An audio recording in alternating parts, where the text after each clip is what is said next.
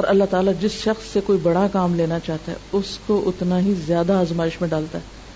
مثلا ایک حدیث میں آتا ہے کہ انبیاء علیہم السلام کے لیے سب سے زیادہ آزمائش ہوتی ہے. آزمائے جانے والے لوگوں میں سب سے زیادہ انبیاء آزمائے جاتے ہیں، پھر جو ان کے قریب تر ہوتے ہیں ان کے قریب ہوتے ہیں. یعنی جو جتنا درجے میں ان کے قریب ہوگا اس پر آزمائش بھی اتنی ہی سخت ہوگی. اس سخت آزمائش سے گزر کر جب میچور ہوتے ہیں تو پھر ہی وہ بڑے کام کرنے کے قابل ہوتے ہیں. حادثے آدمی کو متحرک کرنے کا ذریعہ ہے، ایکٹیو رکھتے ہیں، ورنہ تو ہم سو جائیں، سست ہو جائیں. جب چیلنجز سامنے ہوتے ہیں تو ہم زیادہ کام کرتے ہیں. حوادث آدمی کے لیے زندگی کے سفر میں مہمیز کا کام کرتے ہیں. حوادث کے بغیر آدمی نامکمل ہے، ٹھوکریں کھائے بغیر آدمی نامکمل ہے. یہ حادثے ہی ہیں جو آدمی کی شخصیت کو مکمل شخصیت بناتے ہیں. اس سے معلوم ہوا کہ حادثوں کا صحیح مقابلہ یہ نہیں کہ اپنے اندر ذہنی عمل کو سپریس کر دیا جائے یا اس کو دبانے کی کوشش کی جائے.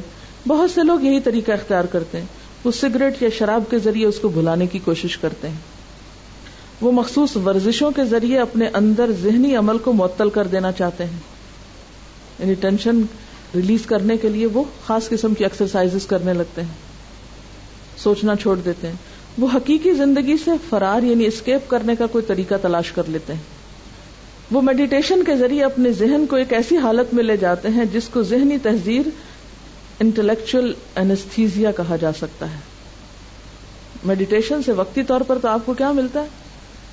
بہت ایک ریلیف ملے گا، لیکن حقیقت میں اگر آپ دیکھیں تو جتنی دیر آپ میڈیٹیشن کر رہے ہیں اور اپنے آپ کو اس میں کھپا رہے ہیں، لگا رہے ہیں اور کچھ اور ہی سوچنے لگ گئے جس کا آپ کی حقیقی زندگی سے تعلق نہیں، تو آپ نے ایک طرح سے اپنے ذہن کو سلا دیا، چیلنج کا مقابلہ کرنے کے لائق نہیں رہے.